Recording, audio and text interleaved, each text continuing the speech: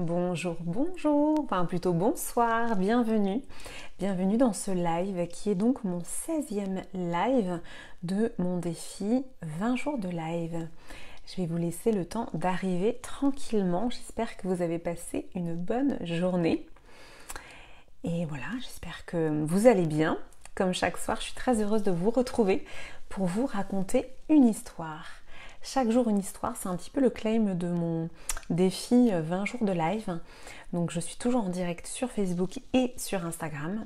Et donc aujourd'hui, je vais vous raconter une autre histoire, toujours issue de mon quotidien, parce que je pense vraiment que le quotidien, c'est ce que l'on vit le plus. Et en fait, le quotidien, c'est une opportunité incroyable d'évolution, de questionnement, dans le bon sens du terme, de simplement de se poser des questions et de voir comment on peut y répondre. Coucou Marion. Bienvenue dans ce live. Donc aujourd'hui j'ai encore une histoire à vous raconter. Donc je suis Clémence, la fondatrice de The Positive Place. Donc c'est cette entreprise qui s'intéresse à ce qui se passe à l'intérieur de nous, cette fameuse aventure intérieure. Et en fait en vous partageant une histoire par jour sur mon aventure intérieure, eh bien je vous donne à voir aussi ce qui se passe à l'intérieur. Je mets un coup de projecteur à l'intérieur, je mets un éclairage. En fait à l'intérieur je donne à voir ce qu'on ne voit pas habituellement. Et voilà, moi je trouve ça passionnant et bien sûr au travers de mon exemple particulier, mon exemple personnel, eh bien il y a toujours une extrapolation, il y a toujours une morale de l'histoire, il y a toujours un enseignement. Coucou Marion, merci, très très contente d'être là avec toi, c'est adorable, merci beaucoup, ça me touche. Je suis très contente de vous retrouver dans ce rendez-vous quotidien. Bonsoir Sandrine, merci d'être là. Donc voilà, chaque jour une histoire. Aujourd'hui, je vais vous raconter voilà ce qui m'est arrivé et voilà justement quel enseignement j'en tire. Voilà. Donc je vais commencer puisque je vois que vous êtes en train d'arriver. Coucou Maude, génial, les habitués sont là, c'est top. Alors aujourd'hui, voilà, ça a été une journée un petit peu marquée par ce qui s'est passé cette nuit, puisque mon fils, à 4h du matin, est venu toquer à ma porte. Et il est venu toquer à ma porte avec un mal de crâne énorme. Et en fait, très rapidement, enfin voilà, c'était insoutenable, donc je lui ai donné du Doliprane, etc. Mais ça passait pas. Et donc là, ça m'a rappelé, pour les mamans qui sont en ligne, ça m'a rappelé ces fameuses nuits où quand il était en bas âge, entre 0 et 6 ans, on en a eu tout un des frayeurs de ce type, où en pleine nuit, l'enfant ne va pas bien du tout, et là, on se voit déjà débarquer aux urgences. Donc là, moi, c'était exactement ça, c'est-à-dire que je voyais mon fils qui n'allait pas bien du tout, qui tremblait, etc. Enfin, c'était assez impressionnant, surtout qu'il est rarement malade. Et donc, j'ai appelé SOS médecin, j'ai appelé le SAMU, enfin la totale.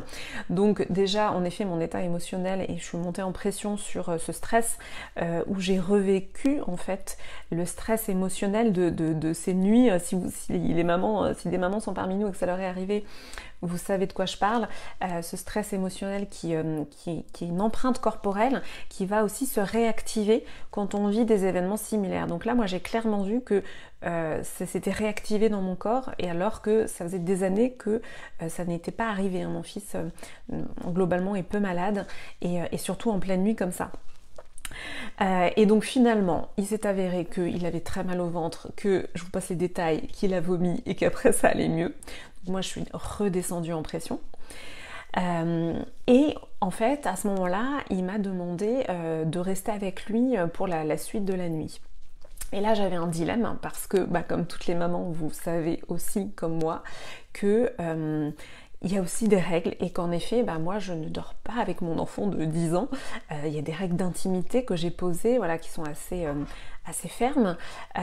Et en fait, là, j'ai ressenti que c'était important pour lui. Déjà, moi j'avais une émotion très forte, une émotion de peur en fait qui avait été réactivée par la situation, et je vais vous raconter aussi après pourquoi. Et j'ai été à l'écoute de mon fils à ce moment-là, et j'ai senti en fait qu'il en avait besoin, et que lui aussi avait été très impressionné par la douleur parce que ça avait été hyper fulgurant et très impressionnée par cette douleur-là. Donc voilà, j'ai ressenti qu'il avait besoin de mon soutien et donc j'ai accepté de finir à côté de lui la nuit pour pouvoir voilà, le rassurer. Et le lendemain matin, en fait, il s'est réveillé en me disant « Maman, c'est grâce à toi que j'ai pu guérir si vite, je vais tellement mieux, merci, etc. » Donc déjà, je voyais qu'il avait reconnu en fait mon effort par rapport à une règle que j'avais posée, hein, qui est l'intimité, et qu'il soulignait vraiment ce que j'avais mis en place pour l'accompagner dans cette guérison, et il en était reconnaissant. Donc déjà, ça c'était un premier facteur. Et ce que je voulais vous raconter aussi, pour vous parler toujours de ce voyage intérieur et de ce qui s'est passé à l'intérieur de moi. En fait, quand on est... alors, bon, pour mon histoire personnelle, j'en ai un petit peu parlé dans mes posts. En fait, moi, je me suis retrouvée maman solo assez rapidement. Donc déjà, en effet, j'avais des souvenirs, hein, des mémoires de ces nuits où j'ai emmené seule mon enfant aux urgences. Donc voilà, je vous parlais de cette empreinte mémorielle, hein, qui était assez choquante pour moi. Merci Marion, mais tout, il va mieux maintenant, vous inquiétez pas. Et donc cette empreinte mémorielle, hein, qui était importante en fait, voilà, qui s'est réactivée et qui était aussi liée donc à cette situation d'être maman solo. Et en fait, ce que je voulais vous partager aujourd'hui, c'est que quand on est maman solo, en fait, on a aussi beaucoup de mots qui sont posés sur nous qui sont ultra enfermants. La société, en fait, va poser des mots sur la situation de maman solo que déjà, nous, individuellement, on vit plus ou moins difficilement, parce qu'honnêtement, c'est pas simple. Mais il y a une espèce de double peine orchestrée, on va dire, par la société, qui va accroître en fait la situation par des mots « Ah oui, bah dis donc, c'est pas facile » et puis le pauvre, il va être traumatisé. Ça, je l'ai entendu je sais pas combien de fois. À partir du moment où vous vous séparez, en fait, on part du principe que votre enfant ne va plus voir son père. Bon, en l'occurrence, il se trouve qu'en effet, mon fils doit grandir sans voir son père. Et donc, on a une espèce de double peine de, finalement... il va être traumatisé, oh c'est difficile, et puis fais attention, tu vas en faire un enfant roi. Parce que comme on est maman solo avec en plus un petit garçon, moi j'ai entendu tout ce type de phrases. Hein. Attention, tu vas en faire un enfant roi, et puis il faut pas trop le couver, en plus une mère seule avec un petit garçon, etc., etc. Donc en fait on a une flopée comme ça d'injonctions, de mots qui sont posés sur nous en même temps, en parallèle de ce qu'on vit individuellement. En tant que maman séparée. Donc il y a vraiment ces deux choses-là qui sont, je trouve, ultra enfermantes et qui viennent se surajouter. Et donc moi, dans mon histoire de cette nuit, j'avais un petit peu ces deux petits démons en fait. Hein. J'avais toujours ce petit démon que j'avais internalisé qui est quand la société vous dit non mais en tant que maman solo, faut pas être trop sur votre enfant, etc. Faut pas trop l'écouter, etc. Et d'un autre côté, j'ai développé avec toutes ces années aussi une forme d'écoute et d'intuition qui font que je vais être dans une subtilité d'écoute et non pas un côté noir-blanc. Et c'est aussi l'enseignement de cette histoire que je voulais vous partager. En fait, ce que je constate dans les réactions des gens, et plutôt dans la façon dont on perçoit les situations. En fait, là, il y a toujours les mots qui sont mis sur les situations, c'est tout blanc ou tout noir. Un peu comme je vous ai dit là. Donc, t'es séparé, donc finalement, ça va être difficile, et puis il va être traumatisé, etc. Et donc, quand on dit ça à une maman qui vient de se séparer, qu'est-ce qui se passe? On la place dans une posture de victime. On conditionne, on pose des mots qui sont enfermants et on la place dans une espèce de posture de victime. Oh ma pauvre, ça va être terrible. Et donc, après, donc ça c'est une vision, hein, la vision de victime. Et puis après, il y a le bourreau qui arrive juste après. Et le bourreau, qu'est-ce qu'il dit? Le bourreau, il dit attention, surtout n'en fais pas un enfant roi, donc faut pas écouter toutes ces demandes. Et puis voilà, faut être très ferme. Donc il y a cette alternance en fait entre bourreau-victime. Alors il y en a peut-être qui sont parmi vous qui connaissent le triangle de Karpman. Ça c'est le triangle de Karpman, c'est un concept d'analyse transactionnelle qui est super intéressant parce que ça explique quasiment toutes nos relations en fait. Sans qu'on s'en rende compte, on est très souvent dans fameux triangle bourreau, victime, sauveur. Pour ceux qui connaissent, mettez-moi un petit commentaire, peut-être que ça vous parle. Et donc là, c'est typiquement un exemple de ça. C'est-à-dire que soit on va être victime et on va être presque trop à l'écoute de son enfant, et puis les mots qui vont être posés par l'entourage vont être tu vas en faire un enfant roi, puis tu l'écoutes trop, t'es trop laxiste. Ou alors c'est le côté bourreau, non mais il faut être ferme, et puis il faut être dur, et puis il faut respecter les règles qu'on a mis, etc. Et en fait, moi, ce que je constate dans la vie, c'est que il y a toujours en fait un entre-deux. Et cet entre-deux, honnêtement, moi, je ne le vois pas exister fortement dans mon entourage. Merci pour les cœurs côté Instagram. Donc, j'avais aussi envie dans ce live de faire exister en fait un entre-deux. Cette dualité bourreau-victime, cette dualité blanc-noir qui, je trouve, moi, pourrit nos relations. Merci Charlotte. Au contraire, il est élevé par une guerrière. Merci beaucoup.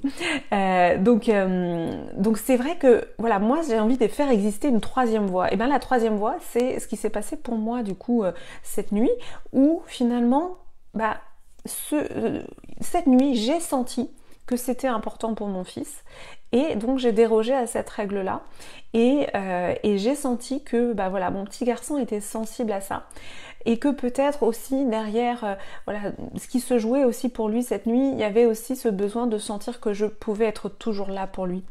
C'est voilà, moi c'est ça que j'ai ressenti.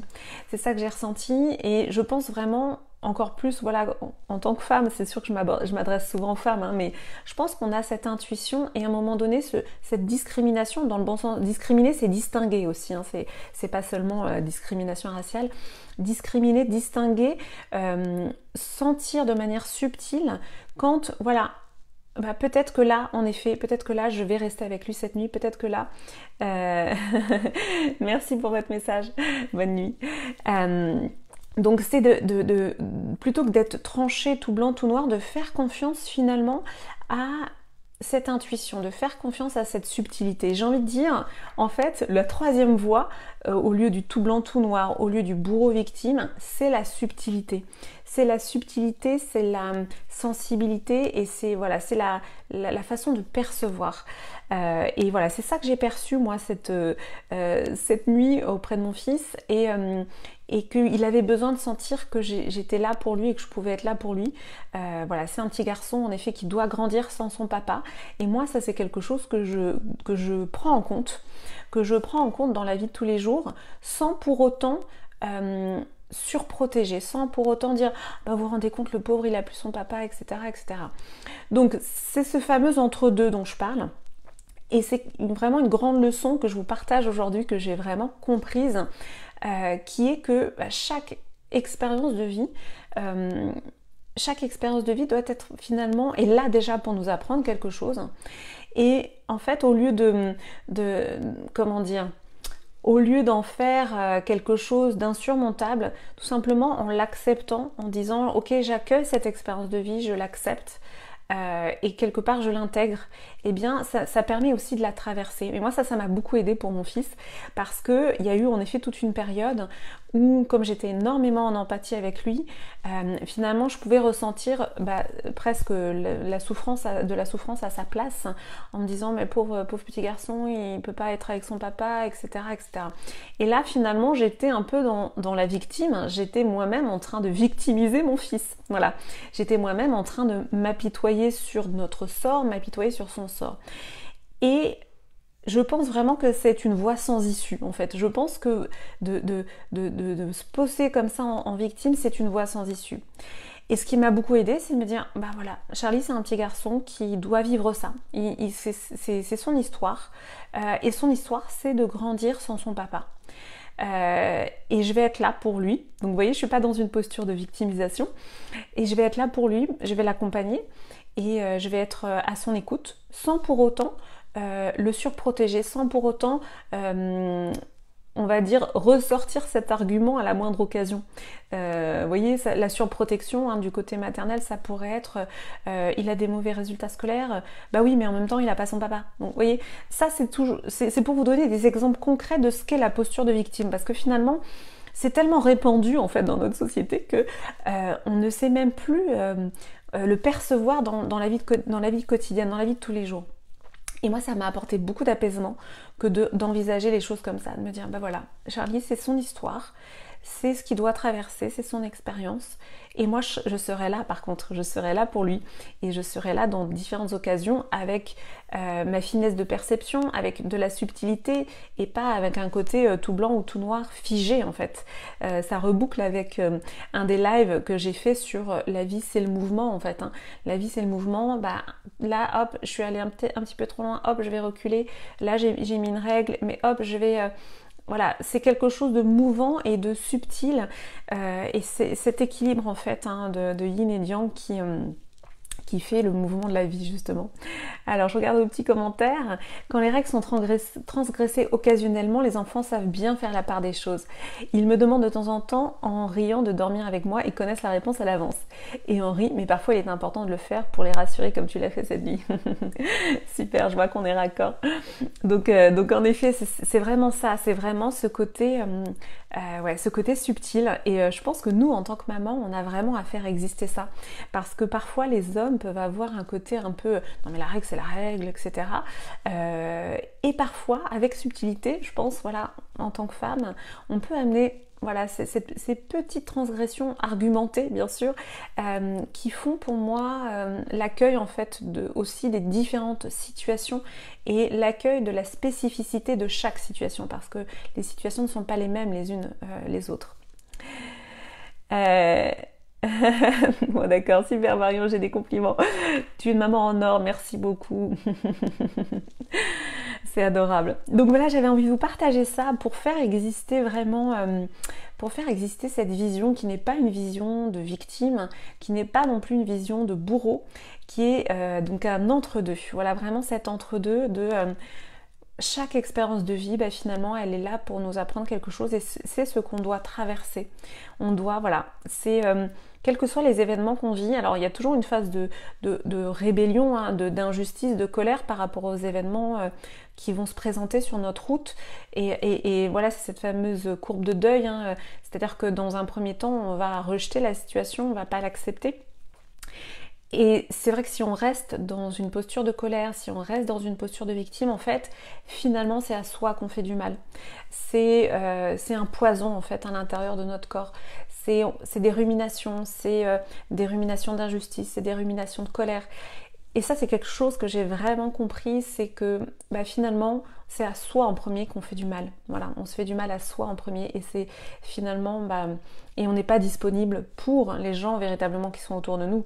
Si je reste enfermée dans mon sentiment de colère, dans mon sentiment d'injustice, ça me prend toute mon énergie et je n'ai pas d'énergie pour être disponible, là en l'occurrence, pour mon fils, pour les gens autour de moi. Donc c'est vraiment cette idée d'écologie aussi. J'aime bien cette idée voilà, d'écologie interne. Et d'équanimité, hein. Le mot d'équanimité, j'en avais parlé dans un de mes lives aussi, c'est ce côté qui est pas, c'est pas un état simple à atteindre, mais l'équanimité, voilà, ça permet aussi d'accueillir les événements et vraiment de les accepter, de les accueillir et de les intégrer. Dès qu'on est en lutte, en fait, la lutte, c'est à soi qu'on fait du mal. Dès qu'on est en lutte, ouais, c'est vraiment ça. C'est soi qu'on blesse en fait et qu'on va épuiser, vraiment épuiser avec de la colère, de la rumination et de l'injustice. Voilà, c'était mon partage du jour. Ariane, tu me dis sans faire une tragédie, ça devient une force pour l'enfant et la mère. Oui, exactement. J'aime beaucoup ce que tu dis, Ariane, c'est exactement ça, sans en faire une tragédie, parce que on peut aussi soi-même se raconter son histoire de drame personnel. On peut aussi rentrer en boucle sur non mais moi vraiment ce que je vis c'est vraiment difficile. Et puis là du coup on va rentrer en comparaison avec d'autres finalement avec d'autres histoires. Or, pour moi, il y a vraiment aucune comparaison à avoir dans toutes les histoires et j'aime beaucoup aussi cette image de quand un enfant petit en bas âge, entre 0 et 6 ans, vous avez déjà, enfin peut-être que vous avez déjà vu ça même si vous n'avez pas d'enfant, il va trouver un caillou par terre et puis il perd son caillou et là c'est le drame, hein, il se met à pleurer, etc. Parce que pour lui ce caillou il est important. Moi j'aime bien cette métaphore parce qu'en fait chaque histoire et chaque événement qu'on vit, il n'y a pas de gradation en fait, il y a des événements dans nos vies qui vont nous blesser fortement alors qu'ils vont paraître anodins pour d'autres personnes. Donc il y a typiquement un enfant qui perd son caillou et qui pleure, qui est triste pour son caillou, bah, on accueille sa tristesse et puis après voilà, on trouve des solutions, on passe à autre chose, on ne s'attarde pas, mais on accueille la tristesse qui est là. Donc pour moi, il n'y a vraiment pas de gradation, de compétition, de classement dans les drames que l'on vit. Évidemment qu'il y a des situations difficiles qu'on va traverser. Mais voilà, c'est sans s'enfermer dans un récit personnel dramatique, parce que le récit personnel dramatique qui tourne en boucle en fait, eh bien c'est vraiment à soi qu'on fait du mal. C'est soit qu'on torture en fait en permanence avec cette histoire-là, et je parle d'expérience parce que je suis passée par là, vraiment, je suis passée par ces pensées ruminatoires où je me re-racontais l'histoire et encore, et c'est une voie sans issue, voilà, c'est une voie sans issue, et prendre aussi cette responsabilité de nos vies, c'est de se dire, ok, ce drame, voilà, cette histoire, je l'ai vécue, mais je l'accepte, je l'accueille et je l'intègre. Et puis c'est ça que je devais vivre en fait, voilà, c'est cette expérience que je devais traverser. Voilà, merci super, merci Ariane, merci pour vos commentaires, merci Marion, je suis ravie que vous ayez passé un bon moment. Ça me fait très plaisir d'avoir passé ce moment avec vous. Si vous êtes en replay, mettez-moi le hashtag replay.